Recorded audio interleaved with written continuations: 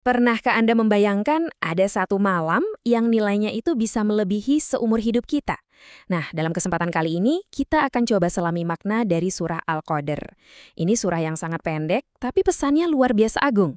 Yuk kita bedah kelima ayatnya bareng-bareng untuk mengungkap kenapa malam ini begitu istimewa.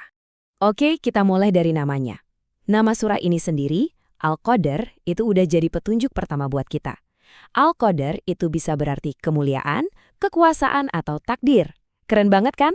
Nama ini seolah-olah ngasih tahu kita tema utamanya, sebuah malam di mana kekuatan dan keagungan ilahi turun ke bumi. Mari kita lihat gimana ayat-ayatnya mengungkap hal ini. Ayat pertama ini langsung to the point, jadi fondasi bagi keseluruhan surah. Ayat ini ngasih tahu kita peristiwa besar apa sih yang mendefinisikan malam ini? Nah, ini dia ayatnya dalam tulisan aslinya. Cuma beberapa kata, tapi dampaknya itu terasa ribuan tahun kemudian. Mari kita dengarkan maknanya. Ayatnya berbunyi, Inna anzalnahu fi lailatul qadar. Terjemahannya, sesungguhnya kami telah menurunkannya, Al-Quran, pada malam kemuliaan. Nah, katanya di sini, ini merujuk pada Al-Quran. Jadi ayat pertama ini langsung ngasih pernyataan tegas, malam ini selamanya terikat sama peristiwa turunnya wahyu terakhir. Jadi, poin kuncinya jelas banget kan? Malam ini jadi luar biasa karena satu peristiwa tunggal yang mengubah arah sejarah manusia. Ini bukan sekedar malam biasa, ini adalah malam di mana firman terakhir diturunkan ke bumi. Selanjutnya, ayat kedua ini melakukan sesuatu yang menurut saya brilian. Setelah menyatakan sebuah fakta yang agung, ayat ini berhenti sejenak dan ngasih kita sebuah pertanyaan langsung, biar kita benar-benar merenungkan kehebatannya. Pertanyaan ini rasanya personal banget, seolah-olah ditujukan langsung ke Anda dan saya. Ini adalah jeda yang memaksa kita berhenti dan nanya ke diri sendiri, kita beneran paham nggak sih apa yang bikin malam ini begitu istimewa? Ayatnya berbunyi, Wa ma adraka ma lailatul qadar. Artinya, dan tahukah kamu apakah malam kemuliaan itu? Pertanyaan ini seolah-olah menantang pemahaman kita, seakan-akan mau bilang kalau keagungan malam ini mungkin di luar jangkauan imajinasi kita. Ini bikin kita jadi penasaran banget sama jawaban yang akan diungkap di ayat berikutnya kan? Dan sekarang kita mulai mendapatkan jawaban atas pertanyaan agung tadi. Ayat ketiga ini mulai mengungkap nilai luar biasa dari malam kemuliaan.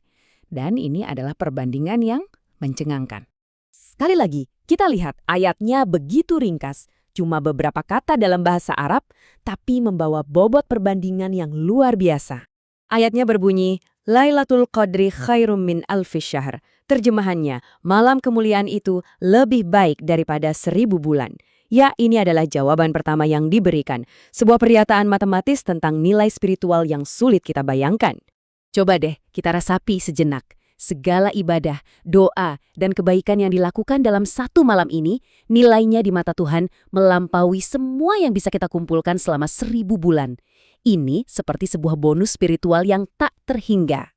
Dan 1000 bulan, kalau kita hitung, itu setara dengan lebih dari 83 tahun. Coba pikirkan deh, surah ini memberitahu kita bahwa keberkahan yang bisa diraih dalam satu malam ini bisa melampaui keberkahan yang dikumpulkan seseorang seumur hidupnya. Luar biasa. Oke, jadi kalau nilainya sebesar itu, apa sih yang sebenarnya terjadi pada malam itu? Nah, ayat keempat ini membawa kita dari nilai ke peristiwa, ngejelasin aktivitas surgawi yang menjadikannya begitu istimewa.